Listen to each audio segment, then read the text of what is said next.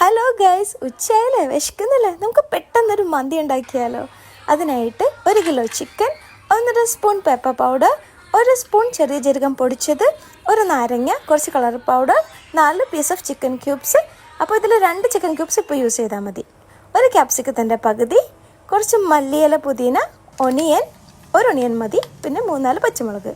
ചോറിലേക്ക് ആവശ്യമായിട്ട് bay leaves, കുറച്ച് കുരുമുളക്, ഉണങ്ങിയ നാരങ്ങ, ഉപ്പ്, കുറച്ച് ഓയിൽ, പിന്നെ അരി. അപ്പോൾ ആദ്യം നമുക്ക് ഈ ചിക്കൻ ഒന്ന് മാരിനേറ്റ് ചെയ്യാം. അതിനായിട്ട് ചിക്കനിലേക്ക് 2 പീസ് ക്യൂബ് ഇട്ട് കൊടുക്കുക, നാരങ്ങ പിഴിയുക, പിന്നെ പൗഡർ, അതായത് പെപ്പറും പിന്നെ ചെറിയ ജീരകത്തിൻ്റെ പൊടി ഇട്ട് കൊടുക്കുക, കളർ ഇട്ട് കൊടുക്കുക, നന്നായിട്ട് അത് കുഴച്ച് വയ്ക്കുക. കണ്ടോ, അതിലേക്ക് ഉപ്പിടണ്ട, ബിക്കോസ് ആ ക്യൂബിൽ ഉപ്പുണ്ട്. അടുത്തതായിട്ട് ഒരു പാനിൽ ഓയിൽ, ഒരു 1/2 കപ്പ് ഓഫ് ഓയിൽ ഒഴിക്കുക.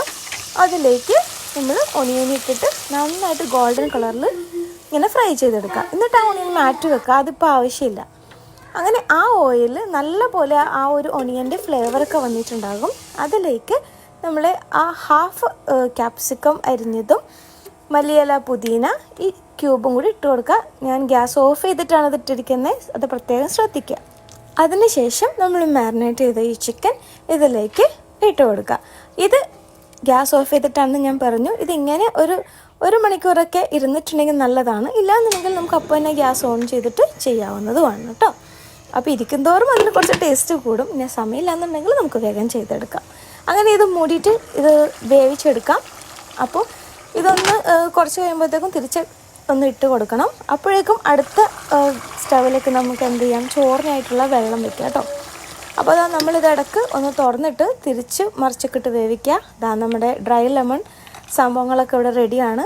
അപ്പോൾ ചോറ് വേവാനുള്ള നമ്മുടെ വെള്ളം റെഡിയായി. അത് തിളച്ച് വരുമ്പോഴത്തേക്കും അതിലേക്ക് നമ്മൾ ഈ സംഭവങ്ങളൊക്കെ ഇട്ട് കൊടുക്കുക. അത് കഴിഞ്ഞ് അരിയും കൂടി ഇട്ട് കൊടുത്തിട്ട് നന്നായിട്ട് ഒന്ന് വേവിക്കുക. അപ്പോൾ ആ അരി കുറച്ച് കുതിർത്തിട്ടാണ് ഇടുന്നതെങ്കിൽ നല്ലതാണ്. സെല്ലാ റൈസ് ആണ് ഇതിനായിട്ട് യൂസ് ചെയ്യുന്നത് കേട്ടോ. സെല്ലാ റൈസ് തന്നെ പറഞ്ഞ് വാങ്ങിക്കുക ഈ മന്തിക്ക് വേണ്ടിയിട്ട്. ഓക്കെ, പിന്നെ ചിക്കൻ നമുക്ക് വെന്ത് റെഡിയായി വരുമ്പം അതിൽ നിന്നുള്ള എക്സസ് കുറച്ച് ഓയിൽ ഞാനെടുത്ത് മാറ്റുന്നുണ്ട്. അത് ലാസ്റ്റ് നമുക്ക് അതിലേക്ക് ഒഴിച്ചു കൊടുക്കണം കേട്ടോ. അപ്പോൾ അതാ നമ്മുടെ ചോറൊക്കെ വെന്തിട്ടുണ്ട്. ചോറ് വെന്തത് നമ്മൾ വാർത്തി ദാ ഈ ഒരു മസാലയിലേക്ക്, ചിക്കൻ്റെ മസാലയിലേക്ക് ഇട്ട് കൊടുത്തു. അതിനുശേഷം അവിടെ മാറ്റി വെച്ച ആ നേരത്തെ ഓയിലില്ലേ, അതൊന്ന് ഇതിൻ്റെ മേലേക്ക് ഇട്ട് കൊടുത്തു. കണ്ടോ, അതിനുശേഷം പച്ചമുളക് ഇങ്ങനെ കുത്തി വയ്ക്കുക അതിൻ്റെ മേലെ. അതിൻ്റെ ഫ്ലേവറൊക്കെ വരുമ്പോഴത്തേക്കും നല്ല ടേസ്റ്റാണ് കേട്ടോ.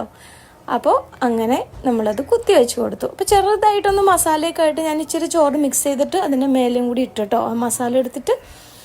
അപ്പോൾ ഇനി ഇതിലേക്ക് എന്താ ചെയ്യേണ്ടേ, നമ്മളൊരു ഗ്ലാസ് മേലെ വെച്ച് അതൊന്ന് നമുക്ക് ദമ്മാക്കണം. അതിനായിട്ട് ഗ്യാസിലേക്ക് ഒരു പാത്രം, പരന്ന പാത്രം വെച്ച് കൊടുക്കണം.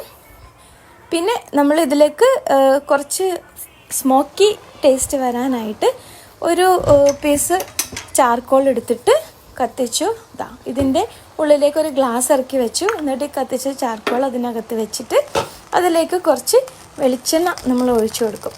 അപ്പോൾ ഒരു സ്മോക്കി സ്മെല്ല് വരുമ്പോഴത്തേക്ക് നമ്മൾ ഈ റെസ്റ്റോറൻറ്റിൽ നിന്ന് കിട്ടുന്ന അതേ ഫ്ലേവറിൽ നമുക്ക് കിട്ടും. ഒരുപാട് സ്മോക്കി ആക്കരുത്, ഒരു 5 മിനിറ്റൊക്കെ മതി കേട്ടോ. അത് കഴിഞ്ഞ് അത് തുറന്ന് നോക്കുമ്പോഴേക്കും മിക്കവാറും അതിൻ്റെ സ്മോക്കൊക്കെ തീർന്നിട്ടുണ്ടാവും. ഇനി തീർന്നിട്ടില്ല എന്നുണ്ടെങ്കിൽ അതെടുത്ത് മാറ്റിക്കോ, അല്ലെങ്കിൽ വല്ലാതെ ഒരു സ്മെല്ല് വന്നാലും നമുക്ക് കഴിക്കാൻ പറ്റില്ല. ഇനി അടുത്തതായിട്ട് ഇതിലേക്ക് ചട്നി ഉണ്ടാക്കാം നമുക്ക് കുറച്ച്.